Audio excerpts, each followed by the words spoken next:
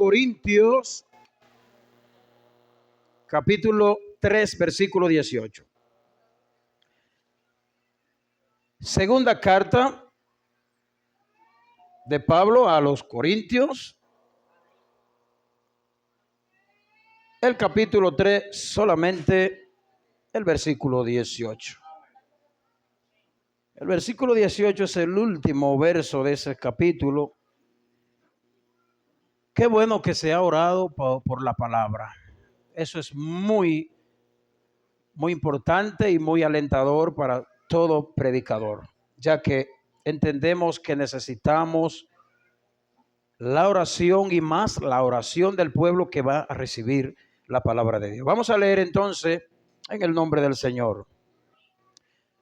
Por tanto, nosotros todos, mirando a cara descubierta, como en un espejo, la gloria del Señor, somos transformados de gloria en la misma imagen como por el Espíritu del Señor. Pueden sentarse, queridos hermanos. Ya le había dicho que vamos a estar predicando bajo el tema gloriosa transformación. El tema sale de nuestro pasaje, ya que Pablo aquí nos habla de una transformación y que esa transformación se va a dar de gloria en gloria. Pero antes, a modo de introducción, yo quisiera decirles que en algunos ámbitos de la vida ocurren transformaciones y se esperan transformaciones. Cuando una mujer se levanta de su cama en la mañana y se acerca al espejo, lo común es que esa mujer vea su rostro no muy agradable y a veces se siente tímida y restringida mostrarle su rostro a otras personas en el momento de levantarse de su cama. Y las mujeres que están aquí pueden corroborar lo que estoy diciendo. De inmediato esa persona va al baño a ducharse, ¿verdad? Y frente al espejo empieza a arreglarse. Y a esto le podríamos llamar transformación o cambio, belleza, etcétera. Pero también hay otros ámbitos de la vida donde se esperan transformaciones. Por ejemplo, en el contexto de la familia, los padres esperan que de manera gradual o paulatina sus hijos vayan alcanzando transformaciones. Esas transformaciones son el cambio que ellos van dando o van teniendo en la medida en que ellos van siendo instruidos en la palabra de Dios y en los principios que desde el hogar se transmiten. Pero si empezamos a hablar de transformación en otros ámbitos, vamos a referirnos a muchas cosas que se esperan ser transformadas, como por ejemplo una casa terminada de construir, esa casa con una muy buena pintura, esa casa decimos que queda transformada, o una casa que tiene muchos años de haber sido construida y que se encuentra un poco deteriorada. Inmediatamente en esa casa se empiezan a hacer arduos trabajos. Esa casa tiene o recibe un proceso de transformación. Pero en esta noche no hemos venido a dar una clase o a dar todo un repertorio de esas transformaciones que ocurren en la vida común, en el mundo, sino que hemos venido a trazar lo que este pasaje bíblico nos enseña acerca de una transformación que la necesita todo creyente, que la necesita todo ser humano. Y Pablo aquí nos dice, por tanto, y la palabra que aparece aquí en este versículo, que es el último versículo de este capítulo, por tanto, lo que Pablo se está refiriendo aquí, según la gramática, es que hay una conexión en lo que Pablo viene abordando en este capítulo y, por tanto, en otras palabras, de acuerdo a lo que yo entonces lo que yo acabo de decir, por tanto, nosotros todos mirando a cara descubierta, como en un espejo, la gloria del Señor, ¿qué va a ocurrir? Dice que somos transformados de gloria en la misma imagen como el Espíritu del Señor. Y es a ello que nos queremos referir en esta noche. Pero quise de manera introductoria hablarle de esas transformaciones que ocurren también en la vida. Pablo hace un contraste aquí en este capítulo.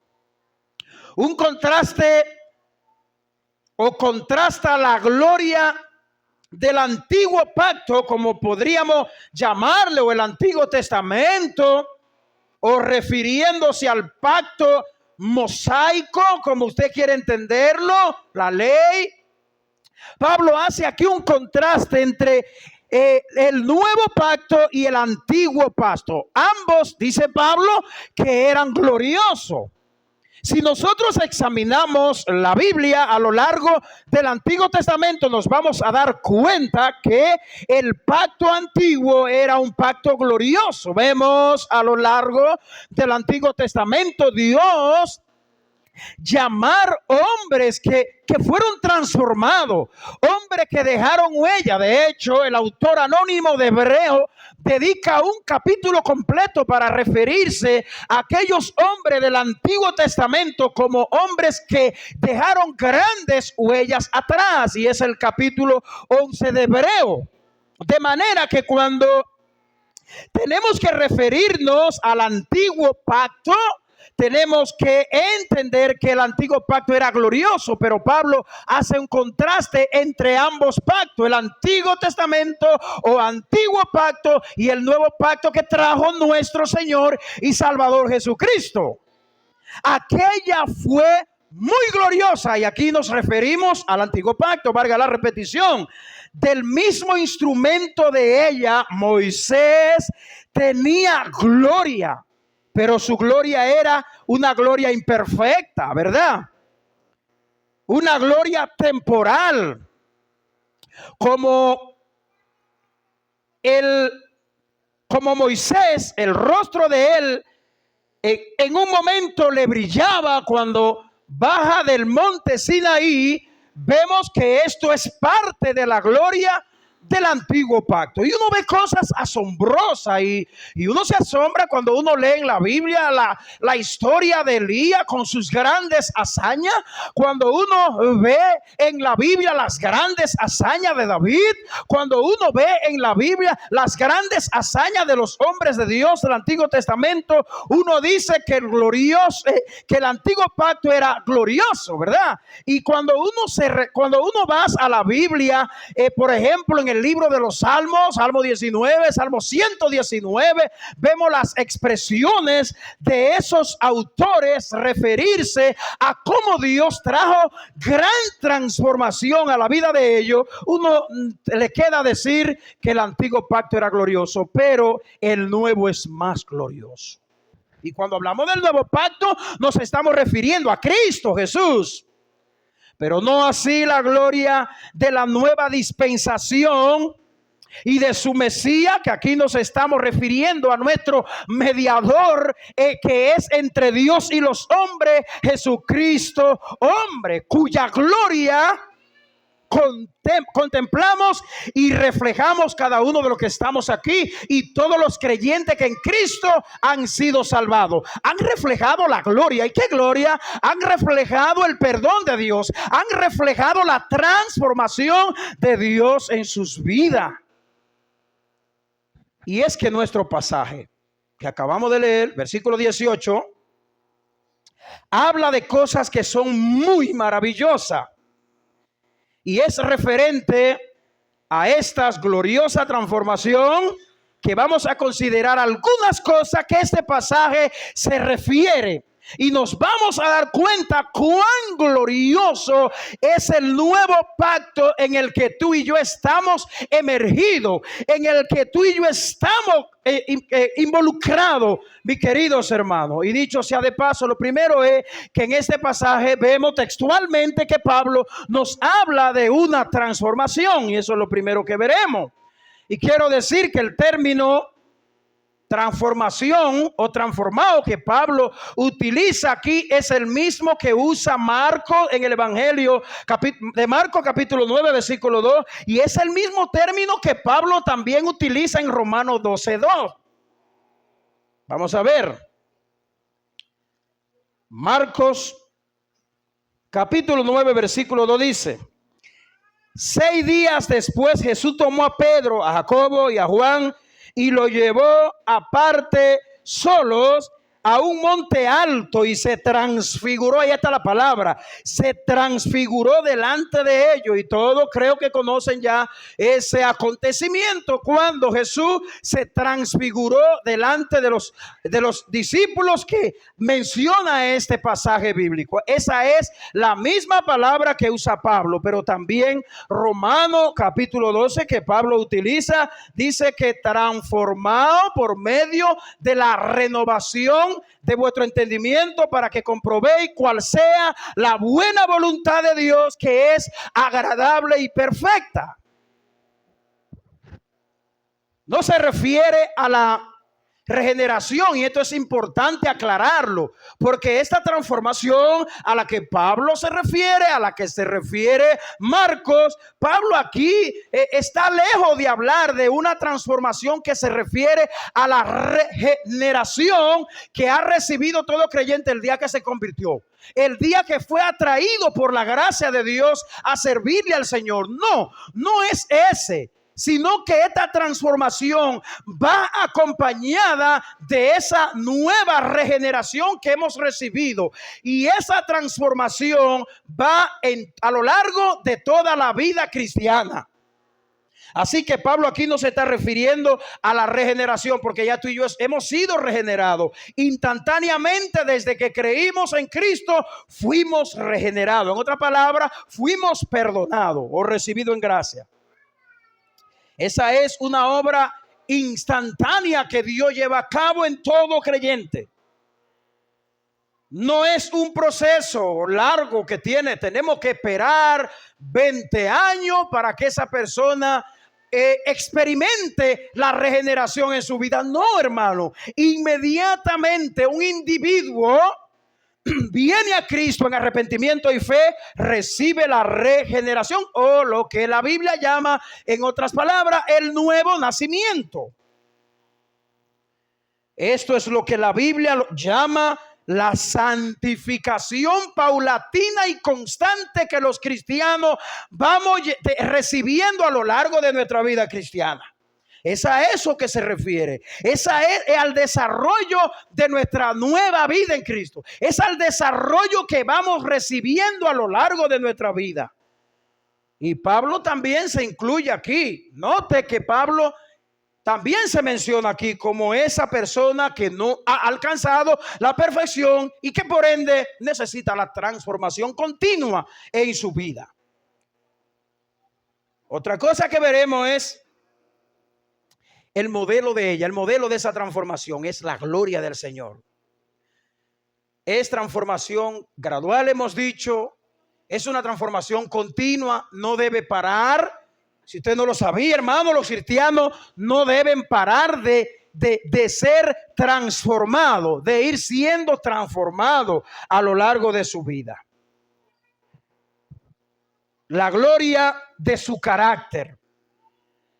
En cuanto a su pureza, es decir, a la pureza de nuestro Señor, a su obediencia, a su amor, a su abnegación, porque Cristo tuvo una abnegación mientras estaba en esta tierra. A lo largo de su vida, el autor de Hebreo, tengo que citar a Hebreo de nuevo. Hebreo se va a referir a Cristo como ese Cordero perfecto que fue tentado en todo, pero sin pecado. Fue un Cordero santo, puro y sin mancha en toda su trayectoria de vida. Cristo es el mejor modelo que nosotros podemos seguir para que esa gloria sea reflejada en la vida de cada uno de nosotros los cristianos, para que esa transformación sea una realidad. Nuestro modelo perfecto es Cristo Jesús.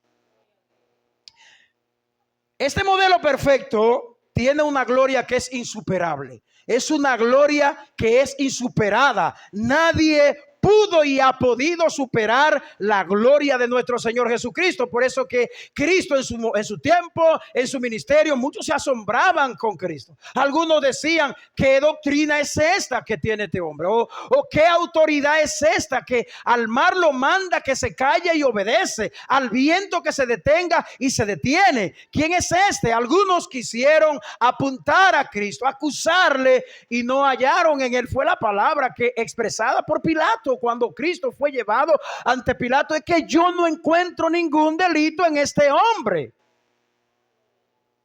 Y esa es la evidencia que nosotros vemos a lo largo del Nuevo Testamento, específicamente en los evangelios acerca de Cristo. Cristo es un modelo perfecto, digno de seguir, un modelo merecido ser seguido por todos, hermano.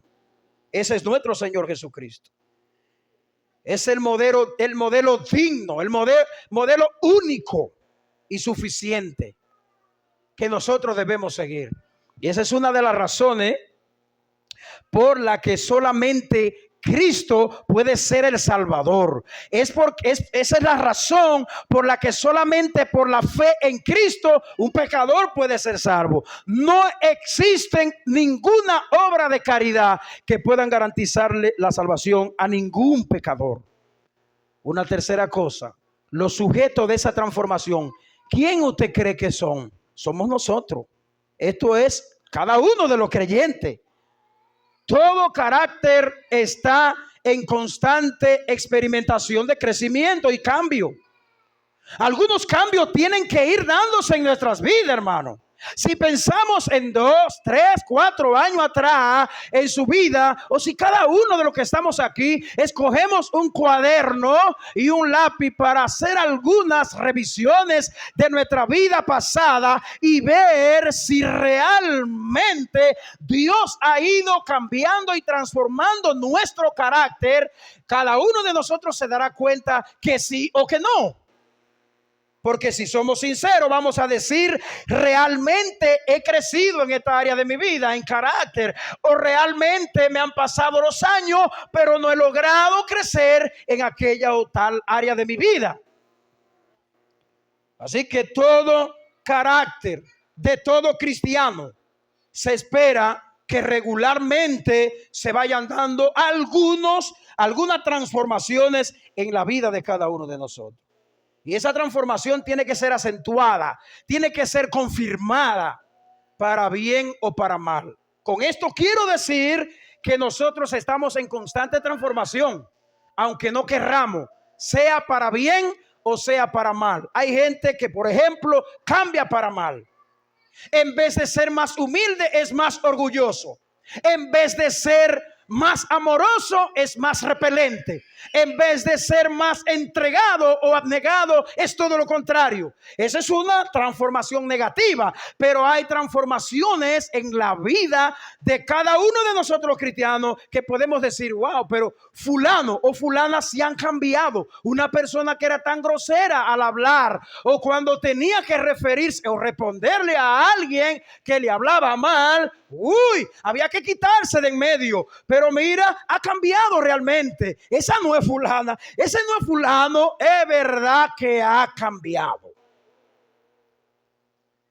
Y esas son La transformación es que Dios va operando, por así decirlo, de una manera que usted lo puede entender mejor. Que Dios va operando en nuestra vida, que no hay un médico, ningún cirujano que pueda llevar a cabo esta obra en la vida del corazón de cada uno de nosotros. Solo el poder del Espíritu de Dios, usando la Biblia, usando la palabra de Dios, puede obrar de una manera poderosa en la vida de cada uno de nosotros. Es más, la obra que Dios hace en la vida de cada uno de nosotros es tan sorprendente, es tan grande, que aún nosotros mismos nos asombramos de lo que Dios está haciendo en nuestras vidas. Nosotros mismos nos asombramos y decimos verdaderamente, ya yo no soy el mismo de ayer. Porque mire, si me había encontrado de tal o cual forma, yo lo pongo en su puesto. Son expresiones que uno a veces expresa por su boca.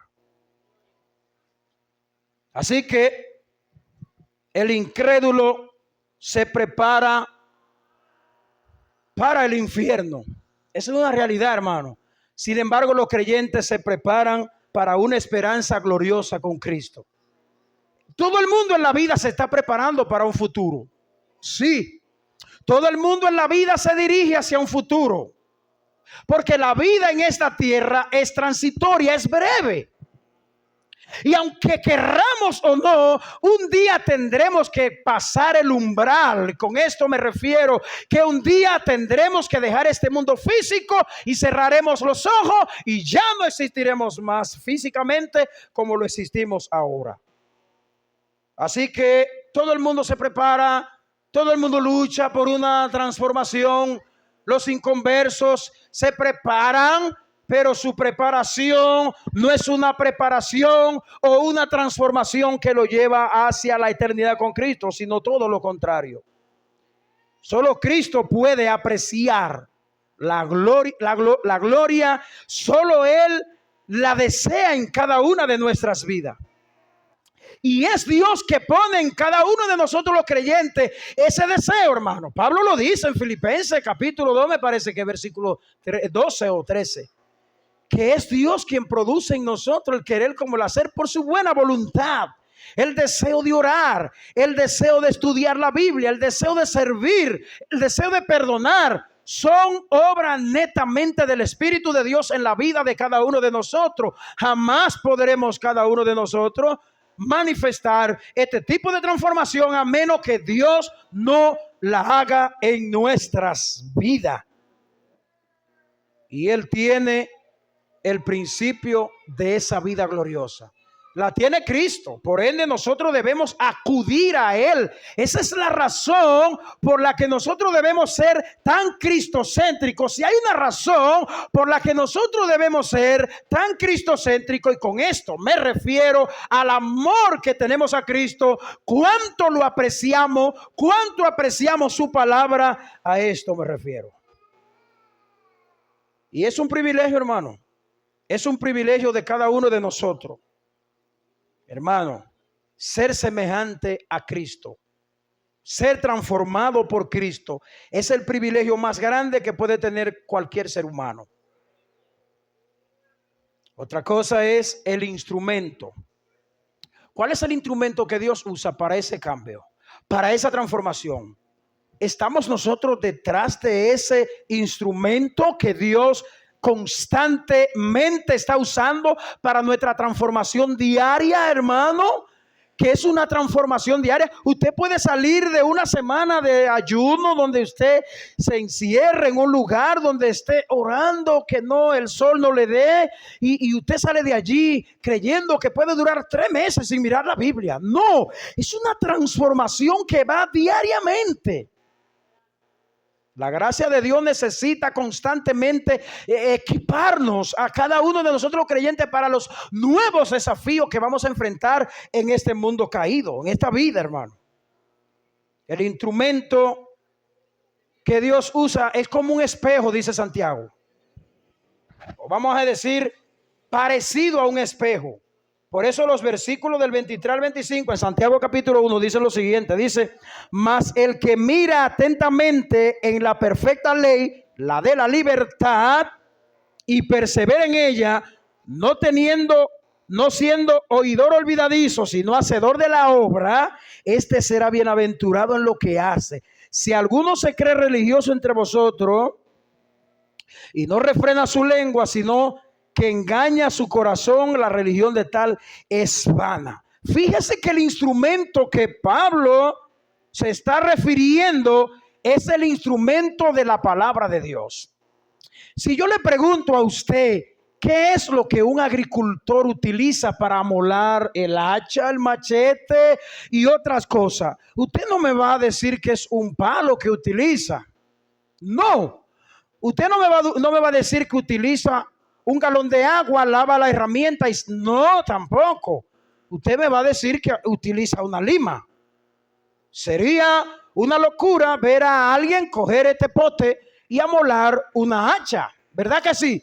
Bueno, lo mismo podríamos decir acerca de lo que el instrumento que Dios va a usar en tu vida y en mi vida para llevar a cabo una transformación continua es la palabra de Dios. Mientras más te expone a la palabra, mientras más la memoriza, mientras más medita en ella y la escucha y es fiel a ella, más será transformado. Ese es el instrumento que Dios ha usado, usa y seguirá usando siempre para nuestra transformación. No hay otra cosa. Si pensamos en otra cosa, estamos errados. Es la palabra de Dios. En ella está reproducida fielmente su imagen moral. La imagen moral de Dios está plasmada aquí en la palabra de Dios. Es más, todo lo que el hombre necesita para vivir una vida piadosa, todo lo que un hombre necesita para ser cristiano, para ser cristiana, para reflejar a Cristo en su vida, se encuentra en la palabra de Dios. Allí está todo. Este es un libro completo, hermano. Y es el instrumento que Dios usa para tu transformación. Aun cuando sea imperfecta la visión que cualquiera de nosotros pueda tener, Dios hará una obra extraordinaria en nosotros. Mire lo que dice 1 Corintios 13:12. Dice: ahora vemos por espejo oscuramente, repito de nuevo, ahora vemos por espejo oscuramente, mas entonces veremos cara a cara. Ahora conozco en parte, dice Pablo, pero entonces conoceré como fui conocido. Esa limitación que hay en la vida de cada uno de nosotros, de que algunos creyentes crecen más que otros, o que tenemos grandes dificultades para tener toda una nitidez de ver la vida, de conocer la voluntad de Dios, todo eso, todas esas limitaciones que los creyentes tienen, esas luchas feroces que nosotros tenemos en la vida diaria, un día terminarán. No seríamos nosotros capaces en todas las páginas de la Biblia de nosotros poder alcanzar esa transformación, a menos que no sea la misma palabra de Dios usada por el Espíritu de Dios. El agente transformador, ¿quién es? Es el Espíritu Santo, valga la repetición. No la palabra sin el Espíritu. La palabra sin el Espíritu no funciona. El Espíritu sin la palabra tampoco funciona. ¿Y cómo es la cosa entonces? Bueno, debe haber una coinonía o una buena concordancia entre el Espíritu de Dios que habita en nosotros y la palabra. ¿Cómo así, pastor? Cuando lea la Biblia, dile a Dios que a través de su Espíritu Santo te ilumine. ¿No? Que el Espíritu te ayude a aplicar lo que lee en tu corazón. Así es que funciona la palabra. Podemos ser grandes eruditos de la Biblia, pero si el Espíritu de Dios no aplica esa palabra en el corazón, no habrán efectos en nuestras vidas. Así que, habiendo nosotros entendido esta gran realidad, pidamos constantemente la ayuda de su Espíritu.